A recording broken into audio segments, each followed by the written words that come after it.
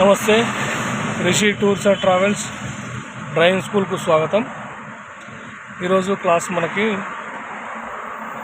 ఏ గేర్లో ఎంత స్పీడ్ వెళ్ళాలనేది చెప్తాను. నేను ఇక్కడ గేర్ని చూసారా, ఈ గేర్ని ఫస్ట్ గేర్ వేసుకుంటున్నాను.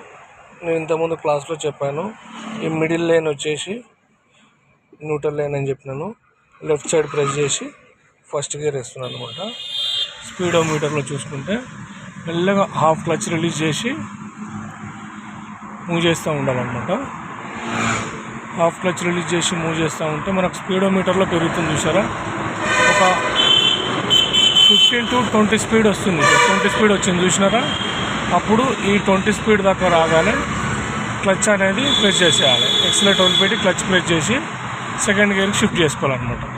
మళ్ళీ క్లచ్ రిలీజ్ చేసుకుంటూ మూవ్ చేయాలి. చూడండి, ఇప్పుడు సెకండ్ గేర్ వేసినాం. సెకండ్ గేర్ వేసి క్లచ్ రిలీజ్ చేసి మూవ్ చేస్తున్నాను. 20 to 30 స్పీడ్ మూవ్ అవుతూ ఉంది వెహికల్. ఓకేనా, ఈ 30 స్పీడ్ వచ్చింది కదా.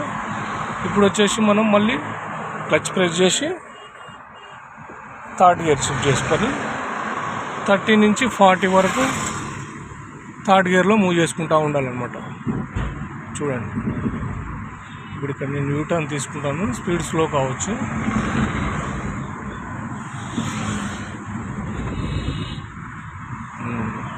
ఇక్కడ నేను స్లో చేసుకుంటున్నాను. ఇప్పుడు మళ్ళీ 20 వచ్చింది కదా, సెకండ్ గేర్ షిఫ్ట్ కావాలి. 20 నుంచి 0 వచ్చింది కదా, ఫస్ట్ గేర్ షిఫ్ట్ చేసుకోవాలన్నమాట.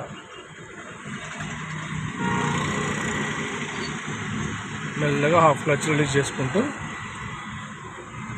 0 నుంచి మళ్ళీ 20 స్పీడ్ వచ్చేదాకా మూవ్ చేస్తూ ఉండాలి. చూడండి, 0 నుంచి 20కి వచ్చింది. సెకండ్ గేర్ చేంజ్ చేసినాను.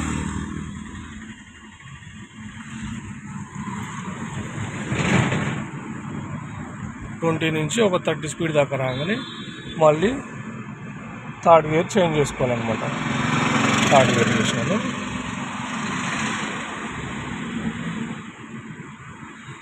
థర్డ్ గేర్లో 40 స్పీడ్ దాకా మనకు ఎలిజిబుల్ ఉంటుంది అనమాట. మూవ్ చేస్తూ ఉండాలి. థర్డ్ గేర్లో మూవ్ అవుతుంది. ఇప్పుడు చూడండి.